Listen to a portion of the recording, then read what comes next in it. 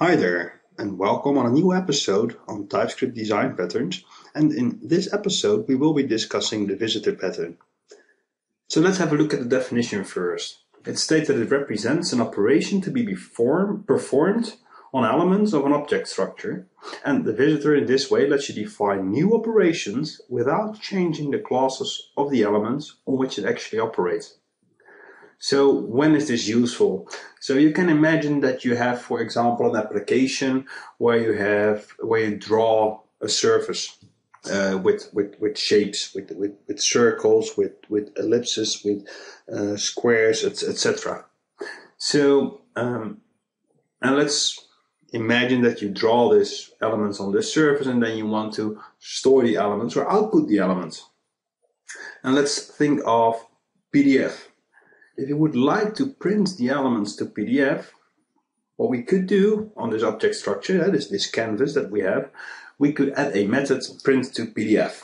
And then for each of the objects inside this structure, we can add the print PDF method, which will output itself to PDF, to a stream, for example.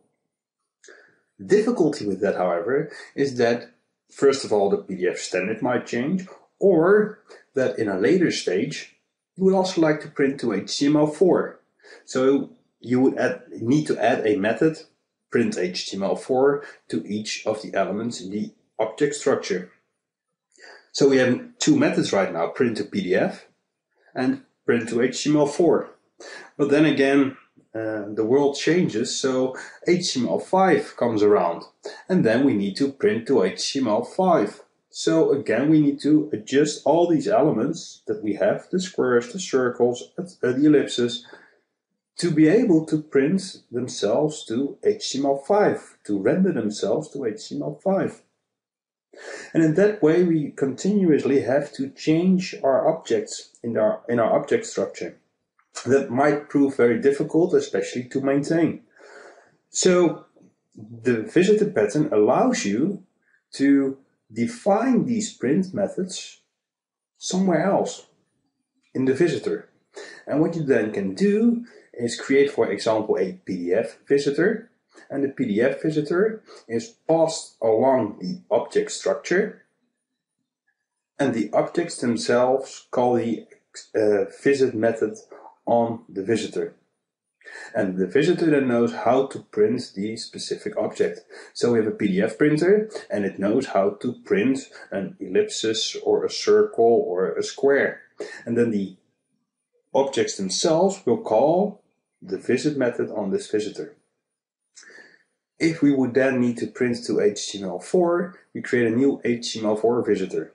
And the HTML4 visitor has all these methods defined that allows you to output all these elements in the HTML4 format. And the same thing goes for HTML5. So that's what the visitor pattern is for. Now let's look at an example. I created an example for you. Let's head over to Visual Studio. Here we go. First of all, I create an interface, iElementVisitor. And the iElementVisitor has two methods, visitElement and visitElementNode. The reason that I define these here specifically is that we want to make sure that we get a compile time error as soon as the visitor is not capable of doing anything with the specific element. So we can change the interface as long as we do not remove methods from this interface. So we can add another method to this interface. If we, for example, would have a different shape that we need to print, we can add that to the interface. And then that specific element would need to call that specific method. For those visitors that do not implement that interface, we immediately get a compile time error telling us that the PDF printer now also needs to have a method that allows for printing the new shape. So that's why we created it in this way. So the iElementVisitor has the visitElement and the visitElementNode. The element itself is just a class, and it's the complete implementation. It's not that important, but what we do need to know is that this element has just a accept method where we can pass in the iElement visitor. And the element will then, the accept method will then call visitor visit element and pass in itself. And now the iElement visitor, if that is a concrete visitor, can render the item. Now let's head over to the element node. An element node is a bit different, it can also have children. So we need to make sure that if our visitor is visiting this specific element, we do not only call visitor visit element node, like we do over here, to make sure that this element node gets rendered to the output in our case, but also for each child in the children array, we need to pass in the visitor called the accept visitor to make sure that those items are also rendered to the output. The output in my case, in our example here, is we have both a log writer and a console writer. And one, when it visits element, it will log it to the screen, to the page, and the other visitor, the console writer, will write the output to the console of the browser. So we have two different visitors.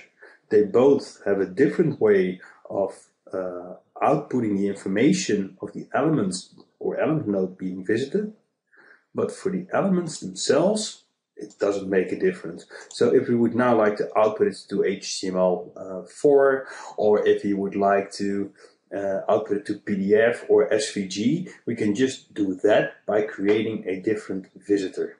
So when we create a new visitor, then without making any changes to the element or element node, we have a complete new way of rendering the items. So when we then look at our load method over here, we can see that we just create a tree with the element node and children, and we then create a log writer, and on the constructed tree we call the accept, and we pass in the log writer, which in turn will first call the visitor visit element node on the log writer, and then for all of its children it will call the accept as well, while passing in the visitor, the log writer in this case. And we do exactly the same thing for the console writer. So let's look at the result. Let's head over back to our page. What we see here, of course, our log writer is writing the output over here. So we see visiting element node first, which has two child nodes, visiting element first child, visiting element node second child, which has one child node, and then we visit the element further down. When we then hit F12, what we see here in the console is that our console writer, which is the visitor, is visiting element node first, which does somewhat the same. It just renders completely different output. And that is how we just added different functionality, different methods to our object structure without making changes to the underlying elements. And that is how you can use the visitor pattern.